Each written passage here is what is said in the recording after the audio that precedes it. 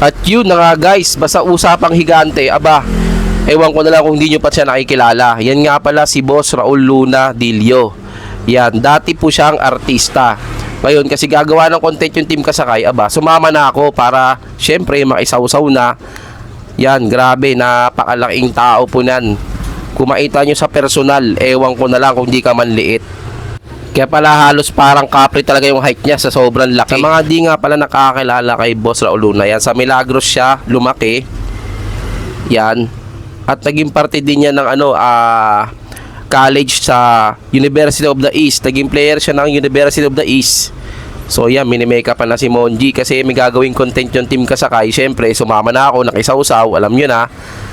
At naglaro din siya sa San Juan Knights, yan, si Raul. Siyempre, sa laki ba naman yan, imposibleng hindi marunong mag-basketball yan.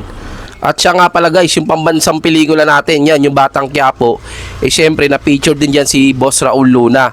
Siyempre, sa height nga ba naman niya, talagang kapansin-pansin. Yan, ginagawa na ng Team Kasakay yung mga setup nila para sa content na gagawin nila.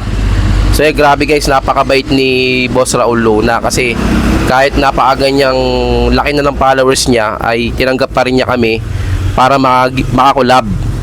Yan, kasi yung iba dyan, minsan, ang late pa lang ng followers may may talent na sinihingi kung gusto mo silang maikolab. Si Sir Boss Raul Luna, grabe, napakabait niya, napaka-humble na tao. Tsaka syempre, dahil artista, binigyan niya rin kami ng tip kung paano gumanap sa mga ganyan, yung mga diskarte sa pag-camera. Kasi nga dahil syempre eksperyensyado siya sa mga professional, galing siya sa professional na pag-aartista, syempre nagkaroon na rin siya ng idea paano yung mga ginagawa sa senaryo.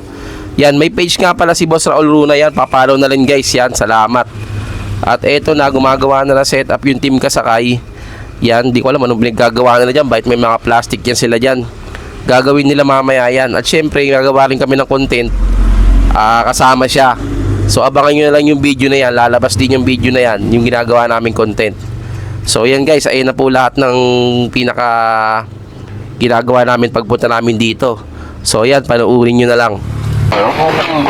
Parang kakainin at tinatakot mo. Kakainin. Okay, 3, 2, 1, action. Yun guys, dumating na yung order namin, matagal namin inaantay, naggaling Jakarta, Nueva Ecija. Ito sila guys, tignan nyo guys.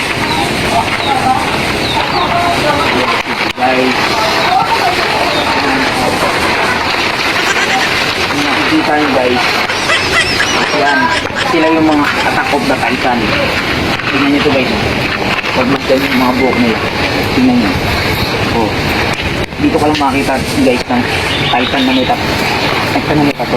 Guys, mapapansin nyo si Idol.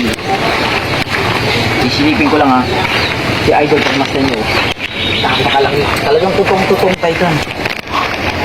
Ano? Kitang. Huwag mo sabihan Idol. Ano ba?